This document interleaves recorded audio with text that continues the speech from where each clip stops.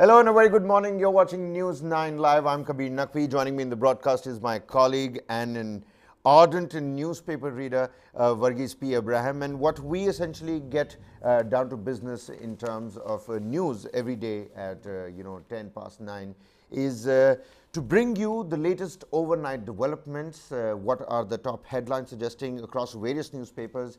What are the internet headlines saying? What is the internet abuzz with? What is the social media abuzz with? And seems like we've got a power-packed day yet again for all of us. Right from the Restless protest, there's a new false allegation angle that has now come into play in Mumbai. That man who had chopped up his live-in partner and boiled those body parts, that particular case, forensic developments over there. Donald Trump could be the first US president, a former US president, that has been charged in a particular criminal case.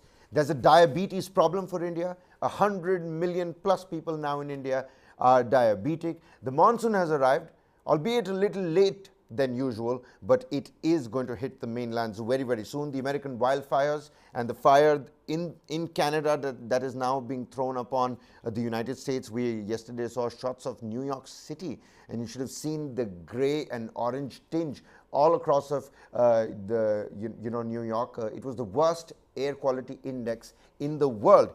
And finally, of course, Manipur is also something that we're going to be focusing on, because let's not forget, Varghese, 102 crore rupee package, a relief package focused on those who have been displaced, has now been granted by the center from Manipur. Well, what are the headlines? What are some overnight developments in this? It's mostly in the internet space where this story has come out, and it is mostly from the MHA that this amount has been sanctioned, and it is for, as you rightly pointed out, for those who have been displaced. Meanwhile, it is being said that Home Minister Amit Shah had in fact asked people to in fact look into the entire security at the camps as well, and also look into the kind of provisions that's to be required, and also to regards to the medical facilities that some of them might be requiring, including medicines, and if need be for treatment, there could be air services available as well. So this is what Amit Shah has in fact said, and probably following it up on that,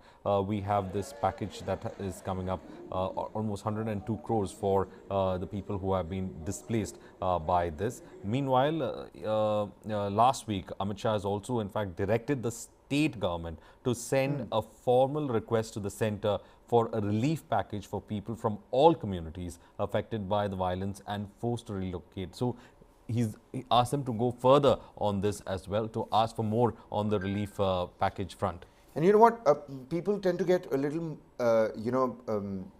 passionate, emotional. They get really angered in the chat box, and I can clearly see how the communities are fighting amongst themselves. But the idea that, the Home Minister visits Manipur, and his visit is magically going to do something that's going to, placate both communities and things are going to finally be all right, that doesn't really happen. I mean, you'd expect your Home Minister to visit Manipur when it is in a burning condition like this. But that does not mean that his visit is going to be the bottom line of everything, becoming okay. He doesn't have a magic wand that he's going to go there and, just wave it around, things are going to be okay. He went down there, he spoke to both the communities, he visited both the relief camps, he understood what the problem was, he had a proper dialogue with both the communities, he came back and he set the ball rolling. It's the MHA that has granted this 102 crore rupee relief package, isn't it? I mean, there are works that are happening behind the scenes. Well, there is a lot of work that's happening behind the scenes. There is a huge troop movement also that has been reported in Manipur. 20,000 Jawans are on the ground. And while talking about troops, Kabir, let me bring from the Indian Express a very, very important observation that has been made by the BSF. Now, this is what the BSF said. Precision shot from distance. Officers flag worry over BSF Jawans' killings in Manipur. A week before the BSF Jawan was killed in Manipur's Kaching district on Tuesday, a similar killing of another Jawan from the force took place in the border town of More, just ahead of Union Home Minister Amit Shah's visit to the violence-hit region. But the more concerning for the security establishment in Manipur is the manner in which they appear to have been killed. Pinpoint firing from a distance, which is to say that it was complete accuracy, and they knew how to in fact use that gun and use it well. This is the concern that has been raised by the BSF on the ground. Two people have been killed, two BSF Jawans have been killed in the recent firing that has happened. One, of course, we have recognized as Ranjit Yadav. He was on sentry duty at Sororo Practical High School in Sungu and was shot dead by suspected Kuki militants. That is what the Manipur police is in fact saying. Now, this is come as a shocker because this shows that there are well-armed people out there who know how to use their rifles. And Kabir, that's what I've been saying, that they have not to just use them, they're unwilling to give those give rifles up those rifles as well. So this shows that precision shooting, in fact, just shows how dangerous it is for the Jawans as well on the ground. And this is something that's been flagged off by them. Also, there has been an explosive that has been thrown at MLA's house. This is again in the network. In the Express network, in the Indian Express paper, it is mentioned that an explosive device was thrown at the house of BJP MLA S. Kebi Devi in Imphal West on Thursday evening. The first time MLA from Noria Pak, I'm pronouncing it wrong, I think, but anyway, was home at that time. While the IED exploded, no injury was reported. Police sources said that the bomb exploded at the gate. Again, there are what the MLA is saying is that I don't know the motive. I have done nothing wrong. Moreover, at times when people are reeling under hardship, I have strongly condemned it. This is what the MLA said. Sources say that the IED was not a timer device. An eyewitness claimed to have seen two persons drive by a two-wheeler and lobbing it. So this is another attack on a politician. We have seen houses of politicians being burnt in Manipur. Now it's a continuation of that kind of violence. And then you have an explosive now thrown at first-time MLA's house. No, certainly.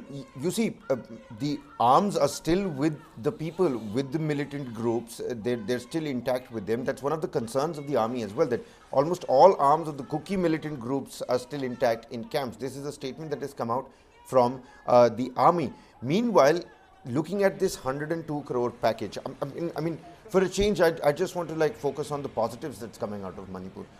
The government has approved a 102 crore rupee package. It is for those that are displaced in Manipur. Almost 40,000 people have been displaced in Manipur. There's also a picture here in the Indian Express. It's about a crowd at a medical camp that was organized by the Assam Rifles for those affected by the Manipur violence, which was carried out in Imphal. Now, almost all weapons of the Kuki militant groups that are part of the suspension of operations, the SOO, many call it SU, agreement in Manipur, remain intact in their designated camps. This is from the army officers familiar with the matters that have come out and said on Thursday. Their statements came even as combing operations, the visuals of which that you're seeing on your screens. Combing operations to recover arms and ammunition looted from police stations and armories continued in the violence-hit state. At least 102 people have been killed, over 300 injured, and nearly 40,000 displaced, like I was iterating earlier, in Manipur since the 3rd of May, when ethnic violence erupted in the northeastern state between Methi and Kuki communities. Now, Varghese, the bigger question is, and perhaps the biggest question of the day, is this headline, this particular statement, I mean, the word of it goes far beyond this, far beyond the action in a sensitive case like Manipur right now. 102 crore rupee package for those displaced in Manipur. Will it act like the balm it is intended to act like? Well, it's kind of an immediate relief, but not the relief that we'll be looking at, because it is an immediate relief to ensure that the essentials are supplied to the camps and to the displaced people from all ethnicities. So that would be something that we'll have to wait and watch as to what could be the real situation that people want us to see. But Kabir, to be very honest on how things are moving right now, there seems to be the issue about violence still escalating. It's not yet down. Then there is the issue about well-trained people who know how to use their weapons, who are still there, and they are having those weapons, and the forces could be targeted. The very people who we are relying on to bring in some kind of order, some kind of semblance of law and order in the state, they can be targeted in this. So it's not going to be a very easy task that is going to be cut out right now with all these complexities, with weapons on the ground, with the entire what we call the explosive kind of an attack that we saw with the MLA's house. All this coming out in the open. It just shows that the situation is such that they are in fact trying to ensure that there seems to be an interest group for this violence that keeps on going on a cyclical period. So I think we just have to stop it with that. It's going to be interesting to see what's going to happen next. I for one am really happy at this point in time that there is some sort of steps that also the one more central thing, government has taken. chopper services that I mentioned earlier, this thing is going to start from today. Chopper services for? Expresses the internal helicopter service for civilians within Manipur will begin on Friday and continue across the violence, across the hit state. The helicopter services was announced by Union Home Minister Amit Shah during his visit earlier this month. So that crucial those who would require an air ambulance is also there. Given the scenario, is that going well, to it be safe looks right like it is safe right now because you see, it is better to have an air service right now rather than to go by road. We have seen the kind of violence that has been there. But for those who require that air services, especially air ambulance services, it looks like it is available right now. All right. Well, Manipur is going to be our continued focus. You can join us at 11 a.m. again for a detailed discussion on what the experts are saying and what's really happening in Manipur. Here at News 9 Live, we aren't really letting go of Manipur just as of now. Our focus still remains on Manipur, and that's the overnight development. What's going to happen next? Well, join us at 11 a.m. to know more. Taking a look at some other top, headlines, the front page news. The wrestlers' protest, it's again on the front page, albeit this time for a different reason. The minor wrestler who had filed that particular POXO complaint, which was later taken back, did it hold, did it not hold? Many people were asking that. Now, the minor wrestler's dad has come out and said that he had filed a false complaint against the WFI chief. Now, I was looking at the PTI tweet on the social media microblogging website, and he had pointed out to a particular instance where there was a referee, and the referee, because of his decisions, led to his daughter losing that particular match. And when the daughter, the wrestler, the minor wrestler, lost that particular match, he developed animosity against the wrestler.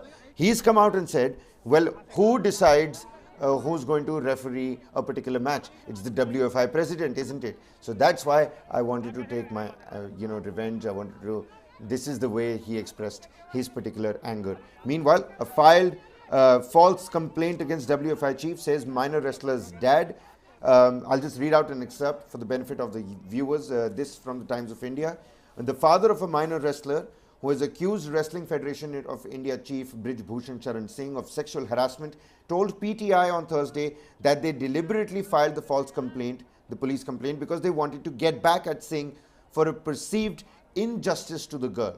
Singh has been at the center of protests for the past 6 months by top wrestlers who have accused him of sexual harassment.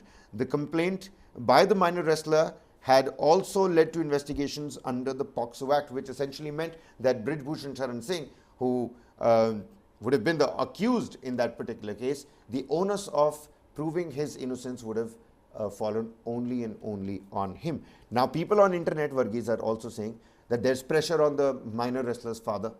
It's not he's only scared. Well, that's why he's taken it back. You have, in fact, hit the nail on this. The Hindu, in its 13th page, has got an article over here, and the Hindu is, in fact, this is what they are saying. However, they mentioned that, I'll read both the paragraphs so that our viewers will get an idea of what we are talking about. With the wrestlers suspending their agitation, father of a minor wrestler has said he had deliberately filed a false case against Wrestling Federation of India chief and BJP MP Brij Bhushan Charan Singh out of anger. Okay, this is what he has said. However, he told the Hindu on Thursday that he was threatened by people whose names he could not reveal and that his family is living in intense fear. All right, this is what they are saying, that that the family has told the Hindu that at the moment his family has been threatened and that his family is living in intense fear. Now, we've seen the two FIRs that are there, and he alleged that Singh had discriminated against daughter. That's why he went for a false complaint.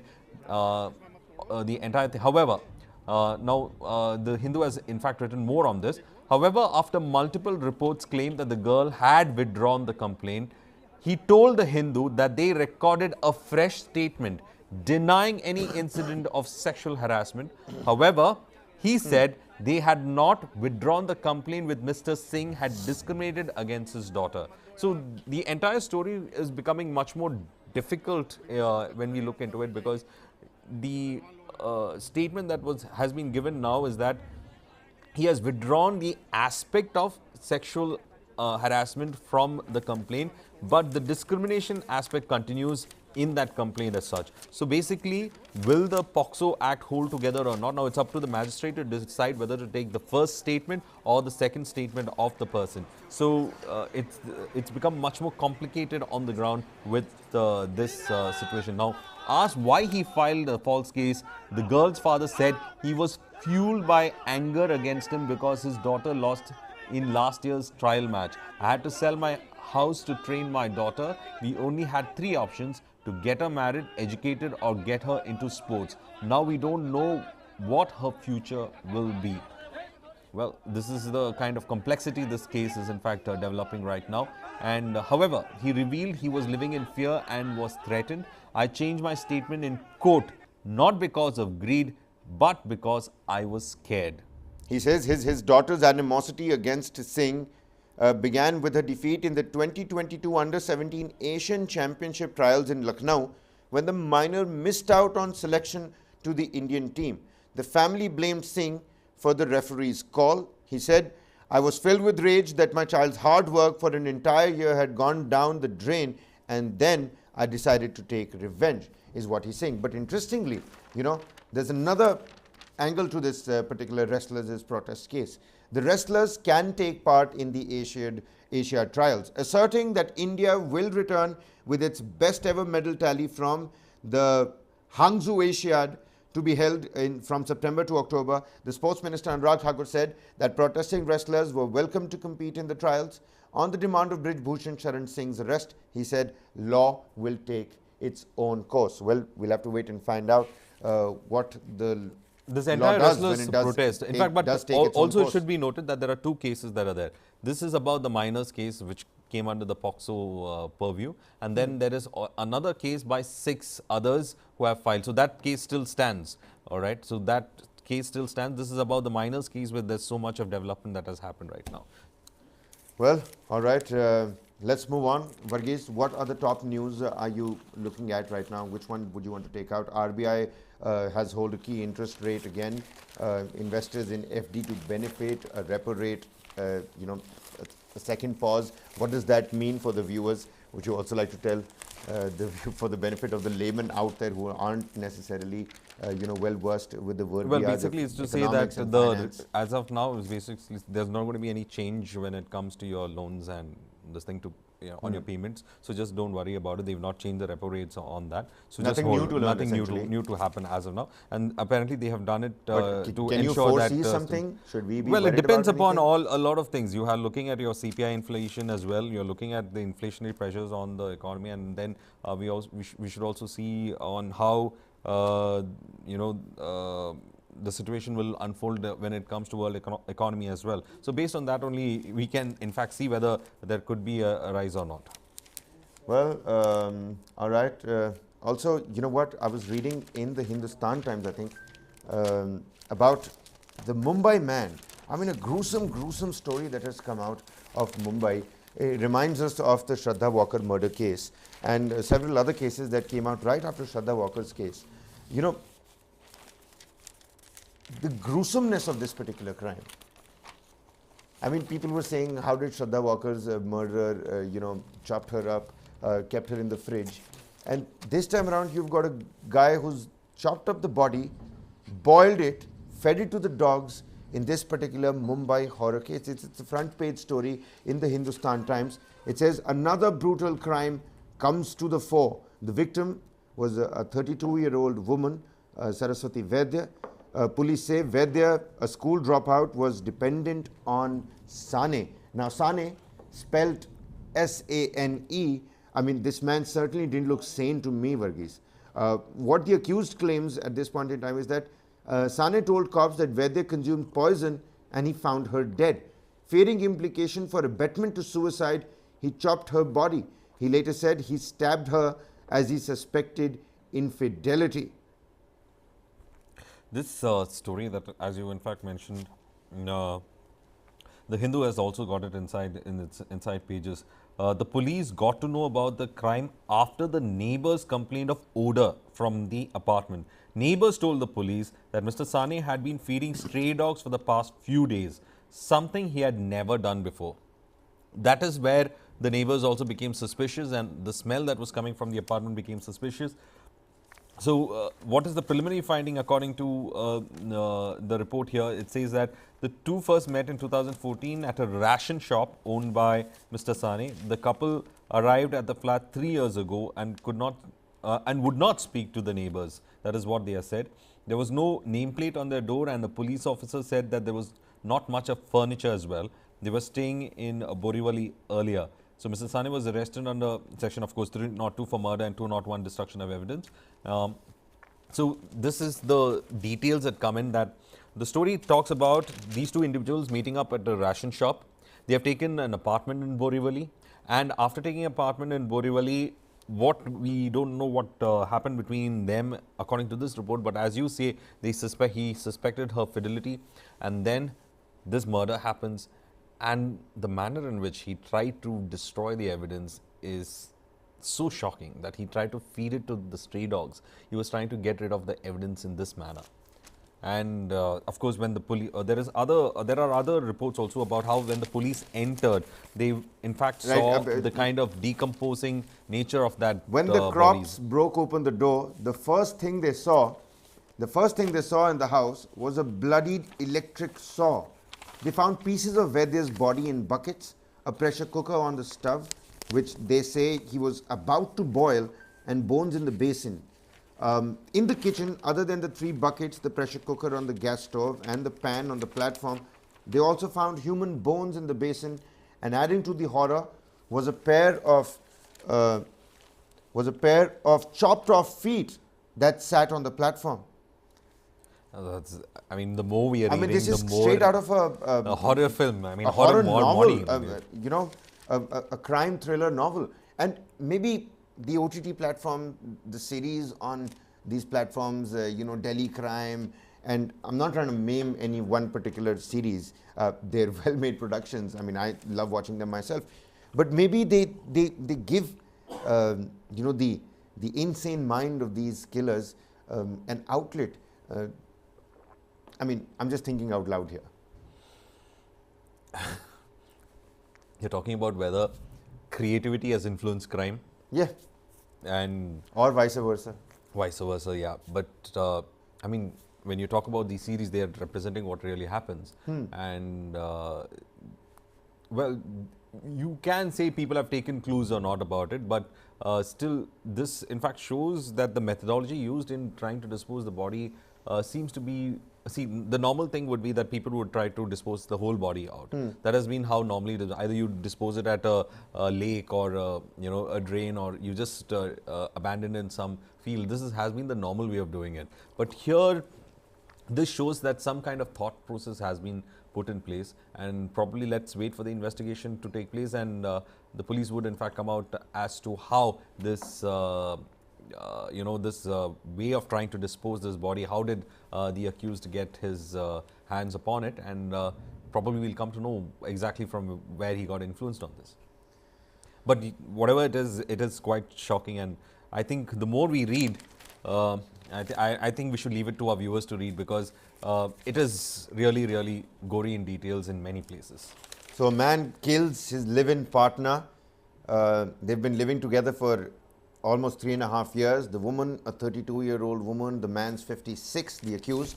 And the accused claims that the lady consumed poison, and the man found her dead.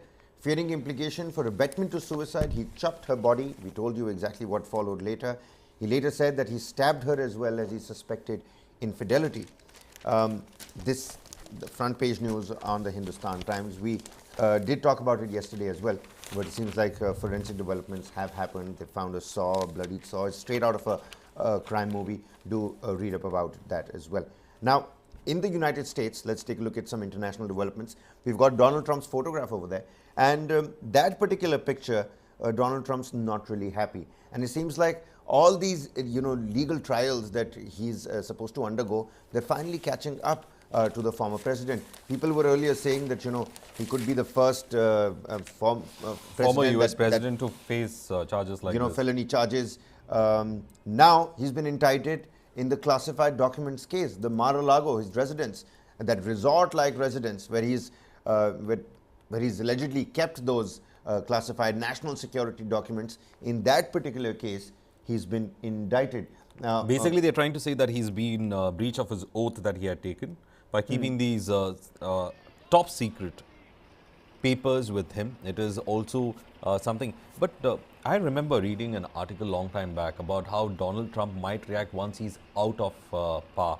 And some of the experts did warn that Donald Trump might keep a lot of state secrets in his personal capacity, and that should be worrying for the United States. And this case just proves the fact that they were right, that Donald Trump did in fact go ahead and keep a lot of papers with regard to his security briefing that he was given. So it is quite shocking that when it comes to Donald Trump, the manner in which he would raise himself on this. Take a look at that tweet on your screens, ladies and gentlemen. That's Donald J. Trump. He says, page 1, the corrupt Biden administration has informed my attorneys that I've been indicted seemingly over the boxes hoax, even though Joe Biden has 1,850 boxes at the University of Delaware, additional boxes in Chinatown, D.C., with even more boxes at the University of Pennsylvania. Boxes, I mean, of course, referring to classified documents. Why are we even speculating? Let's just listen in to the man. Let's listen in to what Donald Trump has to say. They come after me because now we're leading in the polls again by a lot, against Biden and against the Republicans by a lot. But we're leading against Biden by a lot, a tremendous amount. And we went up to a level that they figure the way they're going to stop us is by using what's called warfare. And that's what it is. This is warfare for the law. And we can't let it happen. We can't let it happen. And now they're doing it again. It's just a continuation, 7 years, even after I'm out. But it's called election interference. They're trying to destroy a reputation so they can win an election. That's just as bad as doing any of the other things that have been done over the last number of years, and especially during the 2020 election. So I just want to tell you, I'm an innocent man. I did nothing wrong. And we will fight this out just like we've been fighting for 7 years. It would be wonderful if we could devote our full time to making America great again. And that's exactly what we did. But now, again, our country is in decline. We're a failing nation. And this is what they do. I'm an innocent man. We will prove that again. 7 years of proving it. And here we go again. Very unfair. But that's the way it is. I just want to thank everybody. We are doing something very special for our country. We're putting America first. I always put America first. And that's why we were in a position. Unfortunately, that position is no longer valid because they've done such a poor job. But we're in a position where we're going to make America great again. I'm innocent, and we will prove that very, very soundly and hopefully very quickly. Well, making America great again, that's a straight-up call to the megalomaniacs out there. The MAGA maniacs who really want to make America great again. Kabir, he starts by saying, Kabir, they're coming after me. Yeah, Kabir, he has always played that victim card, After he lost the elections, we saw the kind of, the political situation that emerged with people walking into the Congress and walking into DC. And we saw the kind of stress it brought on American democracy. He has been trying to put his bid as the GOP candidate again for the next elections.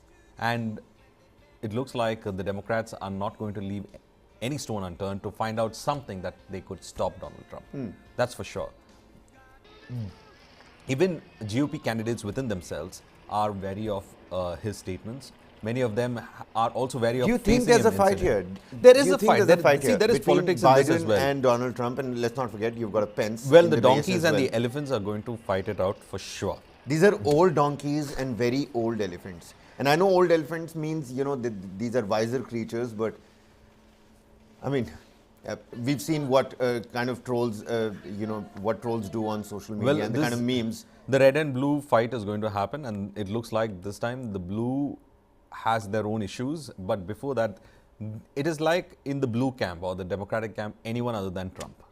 It looks like that. And these cases come at a time when you are looking at probable GOP candidates coming up, and we are looking at Trump, in fact, going ahead and presenting himself. And he has hinted at that also, that he might run for the elections again. So maybe to put a stop to this. The boxes that Donald Trump was talking about, those are the boxes. He says even Joe Biden has about 2,000 boxes at this place. He's got some in Chinatown, some in DC, some in Delaware. No, these are statements that he's been made. I mean, Donald Trump has a history of making statements just like that, out of the wind, and people don't know whether it is true or false. He doesn't come up with any kind of evidence on it as well. And he says that he is being targeted, there is a lobby behind everything, and that Biden is coming straight at him.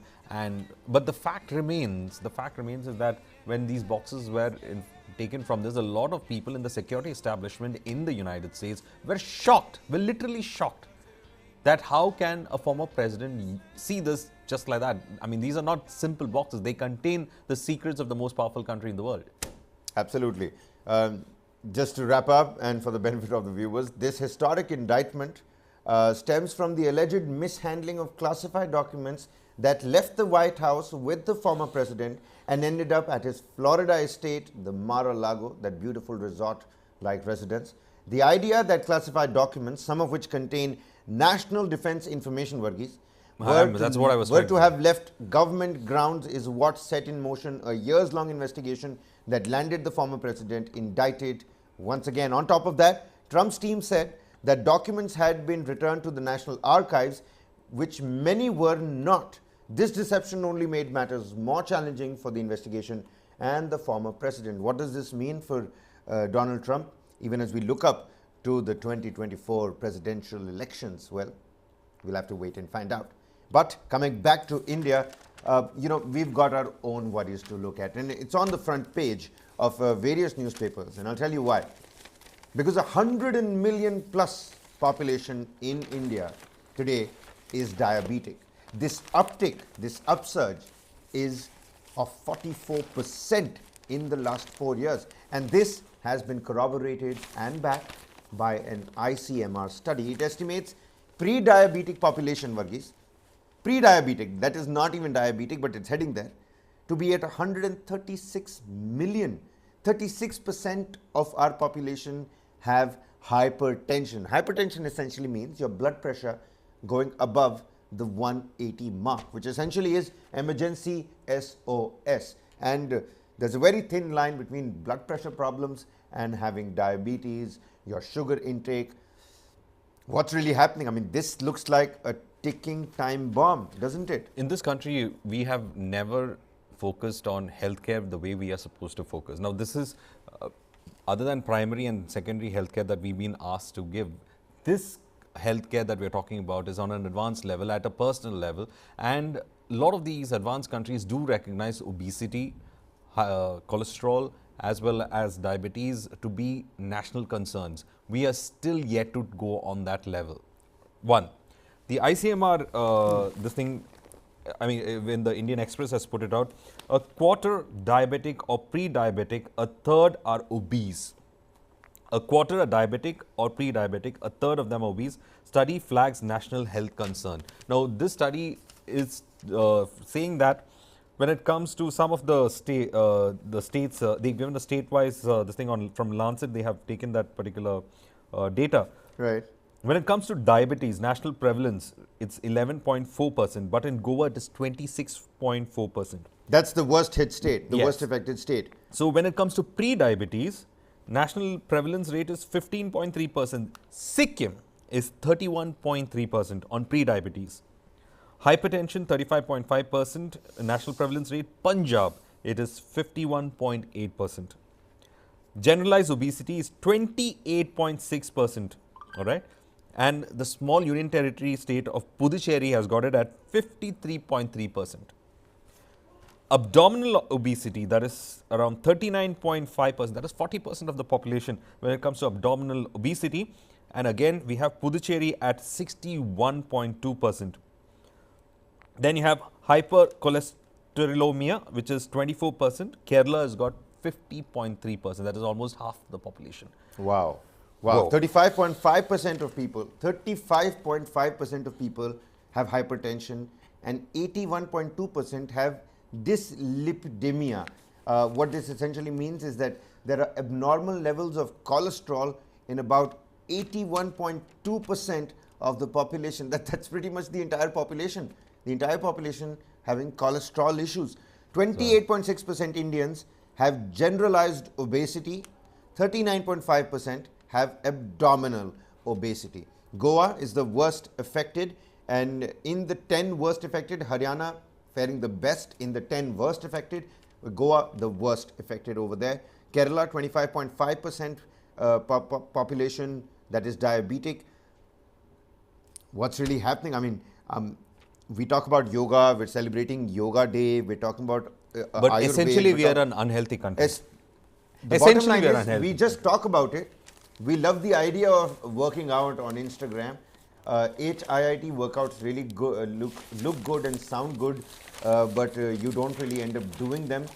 Our charts and Golgappa runs in the evenings are coming back to bite us. Isn't that what? See, when I've spoken to doctors about how the changing in habits has been, they say the eating habit from 91 onwards, and very interestingly, from 91 they say, because 91 onwards liberalization has taken place. So most of the doctors say from 91 onwards, our eating habits have changed completely on the level of a global scale, where we tend to bring in food products that are technically not suited to our body conditions.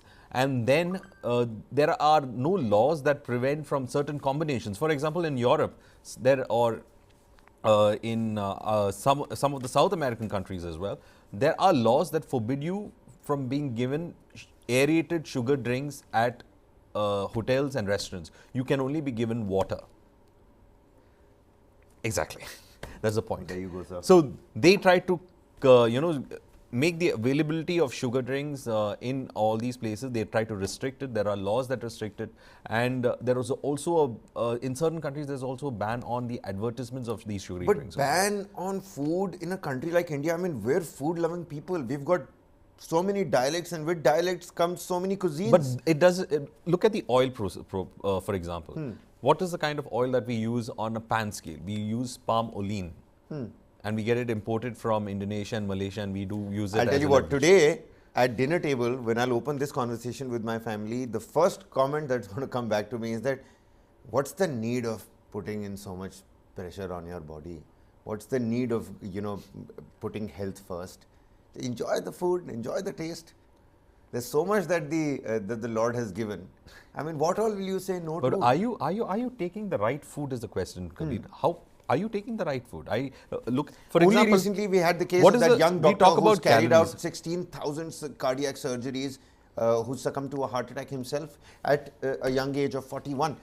So that is there, of course. So are you having that's why I was saying, look at the way it is. 91 onwards, liberalization onwards, if you make a correlated study, you would see the rise in heart diseases, you would see the rise in diabetes, you would see because what happens is that there was no regulation that stopped. We don't know what is good or bad. We kept on importing food that could, or we try to, in fact, introduce brands. Fast food is the right word that you have used. I was trying to go, a little bit around the place, but anyway. The introduction of fast food. I'm not naming those brands, am I? I mean, no, you're not naming them. But anyway, with the introduction of these fast food and these systems into, or rather these food systems into our dietary habits, it has to a large extent hit the very foundation of what we used to have healthy snacks, or what we used to have as healthy food. And now it's going to become a bigger issue, because now a lot of people are going for takeaways. Right. Especially from the same Cloud brands. kitchen is such a huge concept. Yes. People have stopped cooking inside their own kitchens. Exactly. So now, since takeaways are coming in, there is more availability of fast food. Yeah. I was talking to my, It's not that I don't like, it's not that I hate fast food, I love fast food. I was talking to my young nephew. He said that, I carry my kitchen right here. It's on my phone. That's do you know how So, to cook? no, so It's like, who- why do I need know? I Even- don't have the need to know how to And now cook. what happens is before, Kabir, from the generation probably we came in, our mothers decided what we ate in the morning, in the afternoon and the evening, and probably we had to fight for some of those good snacks. But now the kids go to the phone of their fathers and they say that, okay, I want this, and it is immediately there. Access is there for teenagers, access is there for everyone to order the food that they want. So the question is whether healthy food is reaching the table or unhealthy food is reaching the table is the big question. And it is something that has taken a generational shift. This study has come in 2023. So from 1991 onwards, if you take that study, it's almost a generational shift of people who have been eating on some really, really bad fast food, and it's showing up now. It's showing up now. That's it. It's just showing up All now. right, now and at it's a health 48%, crisis. Uttar Pradesh has the lowest diabetic prevalence, but 18% of its population is pre-diabetic. But one good thing coming from Uttar Pradesh, 48% of its population UP has the lowest diabetic prevalence. Well, it seems like we've covered most of the top page news. Any particular point that we're missing out here, Varghese? On happened the to the- climate end, I'm Yeah. taking a look at some information. Monsoon late आया पर एक ही दिन में केरल को पार कर कर्नाटक पहुंचा. So it already has Started advanced advancing. into Karnataka as well. Yeah. People were saying it's going to take time, it's going to be weak when it's progressing towards Tamil Nadu and Karnataka. It's hit Kerala, it's already moved towards Karnataka. And also, what is about the climatic conditions because of the wildfires that are happening in Canada?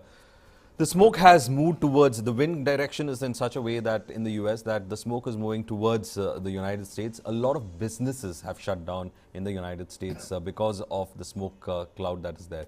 So let's see how things would in fact move on in this. All right, so you've got the monsoon that's hit. Monsoon arrives, the cities are preparing for the rain.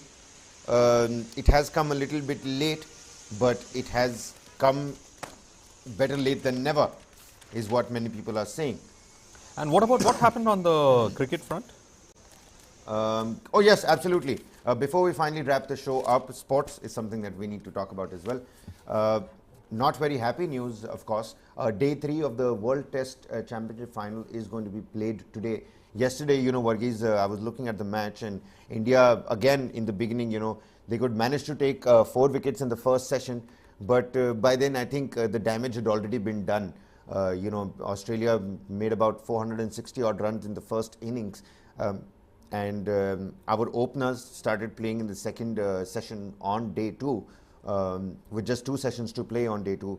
Shubman Gill, Rohit Sharma, they got out. There were cheap dismissals. They looked in the right form. He was batting with the right intent, but it seemed like the bowlers Boland and Pat Cummins just surprised Shubman Gill and Rohit Sharma. I remember Shubman Gill was leaving those balls. He was looking really classy when he was leaving those balls, like, I'm going to play them. No, I'm not going to play them.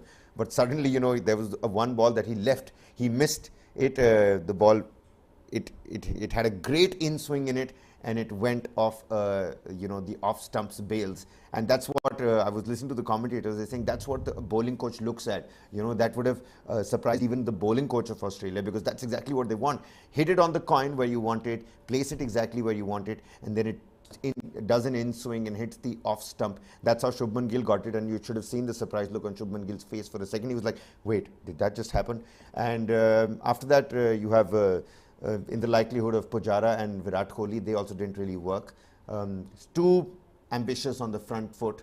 When you've got to settle down, your team is out there in the shambles. It's got an uphill task of making some 360 So basically, odd runs. we have a wrong foot placed in front right now. I mean, but then again, you had Ravindra Jadeja who came in. He sort of stabilized the situation a little bit. Now you've got KS Bharat and I think Ajinkya Rahane who are at the crease. 3 p.m. The match is going to begin. Ajinkya Rahane, he had a fantastic IPL season, I'll tell you what. And he has been a nicer test captain than many when it comes to statistics and data. He hasn't captained the side for a lot many times. You are still a test fan, by the way. Well, test cricket is cricket. I mean, all else is just commercialized, short I don't movies, have the patience short for it. That's why docu-series. I would love a 20-over match, but I mean, it's good that there are people who still have a base for Test cricket. Yeah, absolutely. Can India bounce back on day 3? That's going to be the bigger question. These are some of the top stories that we're going to follow. 11 a.m. again, our big focus on Manipur, and we're going to keep, capturing stories from the south during the day as well. Varghese, many thanks for joining us here in the studio. This is Kabir Naqvi signing off for News 9 Live. Many thanks for joining with us. The idea is that you get down in the comment section, help us tell you the stories that you want to know.